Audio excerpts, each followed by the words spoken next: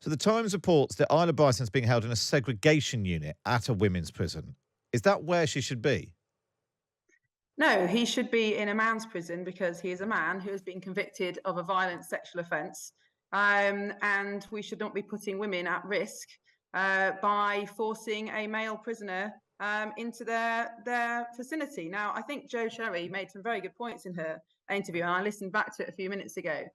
She said that, of course, some people might think, oh, we don't need to care about prisoners, but of course we do. They've got human rights. And a lot of people who are in prison, yes, they're there because they're serving time for committing crimes, but also particularly female prisoners have often been the victims of crime themselves, including sexual abuse. And I think just imagine it was a female relative of yours who was in prison for whatever reason, and then potentially could come into contact with a male rapist. The danger that that puts her in is just, it's appalling that that should happen in a civilized society. Is there not a case for saying that actually there are lots of men who are in male prisons with male rapists who may have raped other men? That actually this is a problem for the criminal justice system, that rapists are put in prison, and actually men have to serve their time in prison with rapists as well. Yes, that's true, but I don't think we should confuse the issues here. Of course, individual prison governors and prison officers need to make provision to keep prisoners safe. That is, of course, an important general point, and no one thinks that men's prisons are particularly safe places. Clearly, a lot of safeguards need to be taken, but that is a separate issue from saying, should a male sex offender be allowed to be put in a women's prison simply because he says he is a woman? And that's a different issue. And of course, the way that men's prisons are run and women's prisons are run is going to be very different because, men and women commit different crimes. Men are a lot more powerful, a lot more violent usually than women. And so the way that the prisons are run and the way that the risk assessments are made is going to be different. And that's why women's prisons are not suitable for men. So I know there's been a big row about the Scottish legislation around gender self-identification, but this case has arisen without even that change happening, hasn't it? Yes, that's true. And Scottish prisons are devolved. I don't think it's quite the same. The rules are not quite the same as they are in England and Wales. But I think it illustrates the point about the dangers of self-identification with or without the gender recognition reform bill. And I think there are two safeguarding risks that really arise from this. One is a direct impact of the gender recognition reform bill. If you can change your sex and change your birth certificate easily and without safeguards, then you can use that new identity, if you like, to evade safeguarding processes, to exploit loopholes in DBS checks and things like that. So that's the direct effect. Now, clearly that's not at play here because the bill has not been enacted yet and hopefully won't be. But there's a wider, more indirect impact to society, because if you normalise the idea that a man can become a woman by saying he is and then have the rights of a woman by saying he's a woman, then we break down the social covenant that says men are not allowed in women's spaces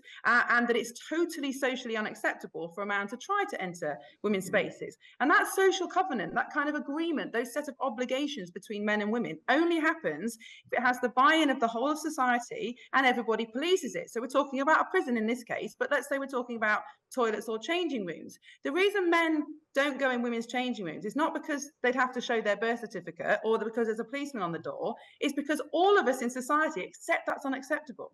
And when it becomes acceptable, or when those boundaries become blurred, or when we start using confusing language, and suddenly ordinary women and ordinary men don't feel able to police that social covenant, that's when we have the safeguarding breaches. So it's not just the direct impact of a new law, it's the indirect effect of fudging this issue of the fact that men and women are different and we have single-sex spaces and single-sex facilities for very good reasons. Are there any circumstances you could accept where a trans woman could be placed in a woman's prison? I don't think so, no. I think there should be trans wings. I think that's absolutely acceptable. I think trans prisoners should be treated with exactly the same rights, the same care, the same safeguarding protections as any other prisoners. But that doesn't include allowing a man to identify as a woman and being put in a woman's prison. I don't think that's appropriate. But I don't, I don't have a But problem with there being what about separate wings what or about if a single trans cells or woman, those if kind of there's things. someone who has been living as a woman for 20 years and is caught fiddling their, I don't know, tax, done for fraud.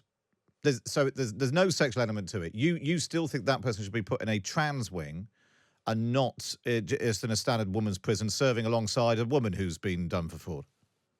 Well, these decisions are made on a case-by-case basis, and they are risk assessed individually. But I think this highlights the difficulties and the complexities of the arguments, and why perhaps 10 or 15 years ago, I think the position of society was that there are a small number of people who have such intense gender dysphoria that the best thing for them, under medical supervision, under advice, under counselling, under as much support as possible, they decide to live as the opposite sex, to get on with their lives, to, it's the responsibility of society not to discriminate, to be kind, etc. And I think society accepted that position, and it would have been acceptable, therefore, for a trans woman to use a woman's changing room, maybe prison facilities, etc. The problem is now that this idea that a man can become a woman by saying so is so perpetuated our institutions and our discussions that ordinary women are frightened now of a man wanting to share their space. Now, I hear from old women who are frightened of going into hospital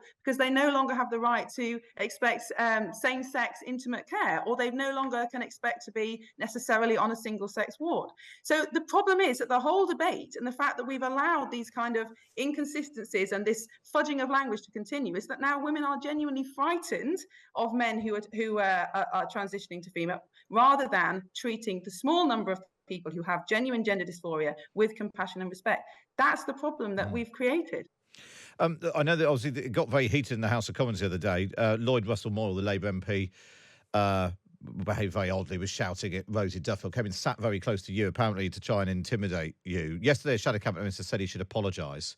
Has he apologised to you? He made a point of order in the House, and he sent me an email with the same text, apologising for the tone of his language and for not controlling his passion, I think. And look, I'm not out to get an apology. I'm not out to get anything from him. I don't think the passion is the problem. I think passion, when controlled, is important in debates, but I think it was the actual words themselves that are more of a problem. But I think it just illustrates why women worry about speaking out around safeguarding concerns for themselves, safeguarding concerns for children, because we do get labelled bigots, transphobes, do get shouted down. And the fact that it could even happen on camera in the House of Commons shows why women are right to be worried. Yeah, you should be able to have that. Speaking You should be out, able and to that's have what that the problem argument. is.